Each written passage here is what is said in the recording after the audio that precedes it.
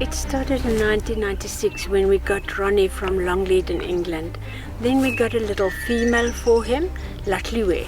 She was from Natal Parkspoort, and they were very, very happy together. And then we've released them at the safari park where we thought they will be safe.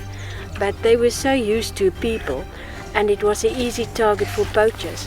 So the poachers shot her and him, and she died instantly, and they got the horn, and he died afterwards. We brought him to this place in the Boma where he grew up. We thought this is where you will feel safe, but unfortunately he died. So now we are back to square one, where we got two big adult rhinos that were poached. Dingle and Lion's Den were poached in a nearby game reserve, and we got him last year August.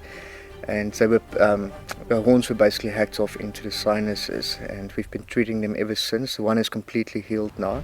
The other one is still in progress. It's very, very important to get the security of the highest level that we can, because it's a war against the poachers. It's not just poaching, it's a war, and we have to fight that war. The rhinos in Africa is disappearing, so we haven't got much time. We must do it, and we must do it now. So what our plans is to have a safe gene pool here and have a rhino orphanage where we can have a few rhinos that we can make sure that the bloodlines, we have secured bloodlines at different places in South Africa where they are safe and looked after. You know, my grandson is very, very involved, and he loves what's going on here. He's still in school and he plans to be a veterinarian. And I really, really hope that he will continue with the work that we are doing here at the Hoedspruit Endangered Species Centre, which started in 1990. What I do when I come to the centre during the holidays is mostly work with the curator, Christy. He'll give me jobs to do like this, as there's no other rangers to take care of Gertjie. And now I'm taking care of Gertjie, or if someone else needs me, I would also help them. Looking after Gertjie is a 24-hour job.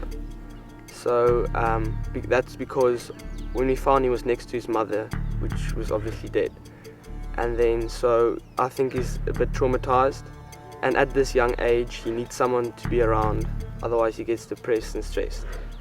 There needs to be constant monitoring of his health, feeding, what he weighs, how to adjust the food according to his weight.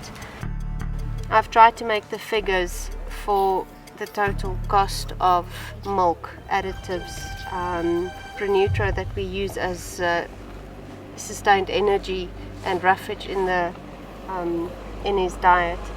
And it adds up to thousands and thousands of rands in the end of for the period that you look after him. Looking after animals in general is not a clean job at all. But like we say, we start off clean, and how we look at the end of the day just tells the story of what has happened during the day. But I love it, every minute of it. Everyone focuses on the baby rhinos and the orphaned rhinos, and that's also very important, but most of the time everyone forgets about the surviving rhinos like Dingle and Lion's Den, and they forget how much it costs to look after those two, and they've already mated and so on, so you know that they could successfully produce in the future. And it has to go both ways: look after the calves that have been orphaned and look after the survivors that's been left. I wouldn't have been able to get these rhinos and build the camps and do what I do was it not for the supporters of the Hoedspruit Endangered Species Centre. We cannot do it alone. We need the support from people wherever.